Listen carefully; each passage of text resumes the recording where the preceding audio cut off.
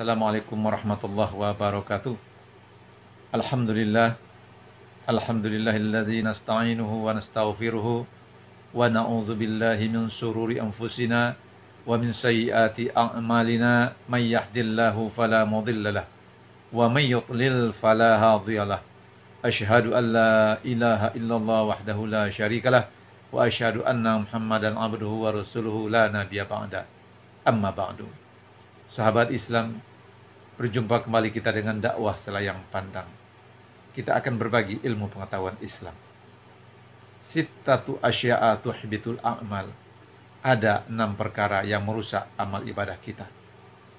Salat yang sudah kita kerjakan itu, zakat yang sudah kita bayarkan itu, bahkan haji yang sudah kita tunaikan itu, kita rusak oleh perbuatan-perbuatan kita sendiri. Nanti di akhirat, saat kita menanti daripada ganjaran kebaikan yang sudah kita lakukan, kita menanti dan menanti, ya Rob, mana amal kebaikan saya?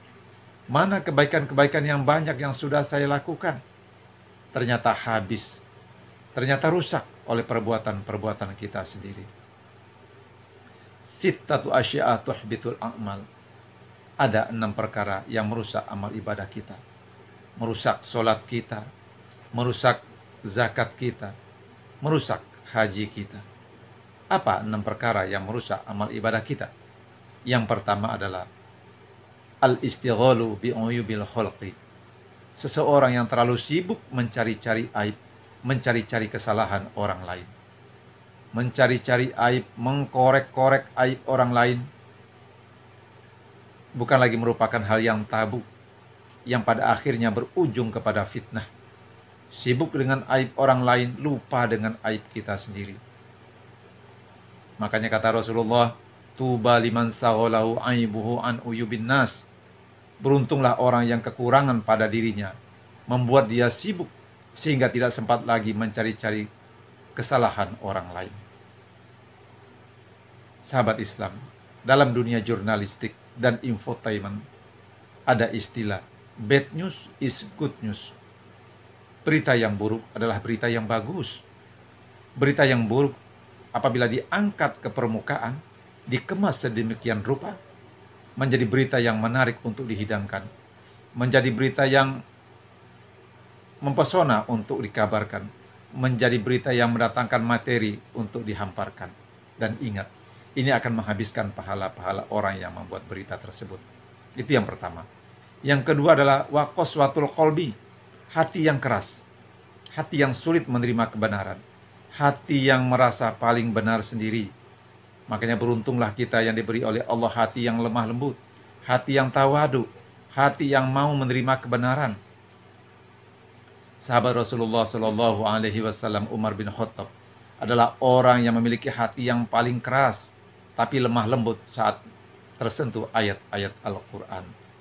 Hati merupakan kerajaan tubuh manusia, sedangkan prajuritnya adalah anggota-anggota tubuh kita.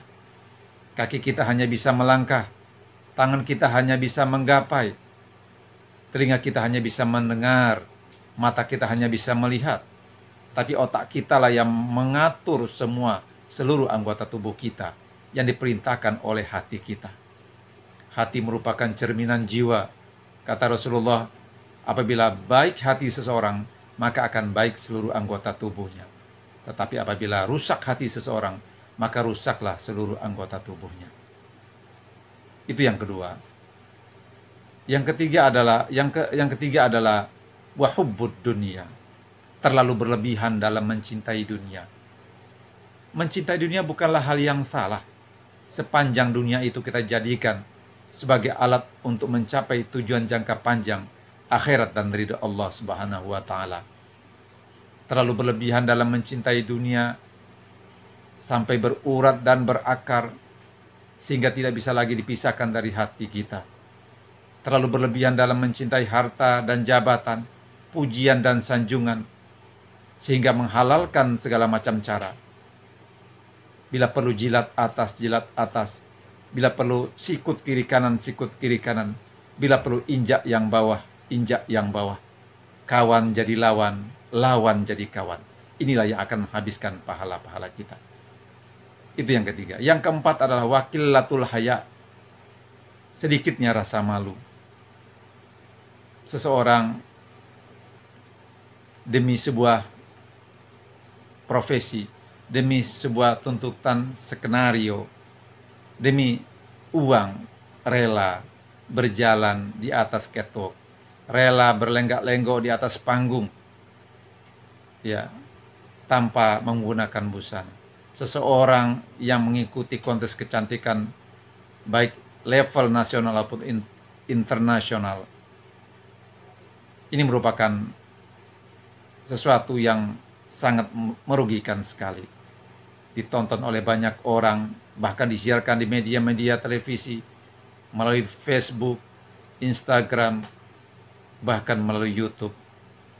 Seseorang yang sibuk untuk menaikkan karir, seorang yang mengikuti kontes kecantikan hanya menggunakan celana dalam dan BH saja. Dan ini akan menghabiskan pahala orang yang melakukannya.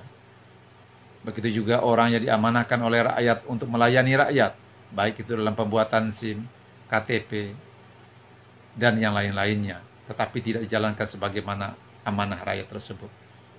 Ini orang akan habis pahalanya walaupun dia berbuat kebaikan. Yang kelima adalah orang yang panjang angan-angan. Hidupnya hanya dunia hayal, tanpa ada action dalam kehidupannya, tanpa ada kerja keras. Hanya mengumpulkan jikalau, misalnya, umpamanya, orang sudah kemana-mana, dia hanya mengumpulkan jikalau. Hidup di dalam dunia hayal, tidak ada action, tidak ada tindakan dalam kehidupan. Ini juga akan menghabiskan pahala orang-orang yang melakukannya. Dibutuhkan kerja keras, dibutuhkan usaha yang maksimal. Bukan hanya rencana dan hayalan-hayalan belaka, waktu habis untuk menghayal. Ini akan menghabiskan pahala orang-orang yang melakukannya. Sedangkan yang keenam adalah wazolim la yantahi, kezoliman yang tidak dihentikan. Jadi rentetan semua uraian-uraian di atas, apabila tidak dihentikan, akan menghabiskan pahala-pahala orang yang melakukannya.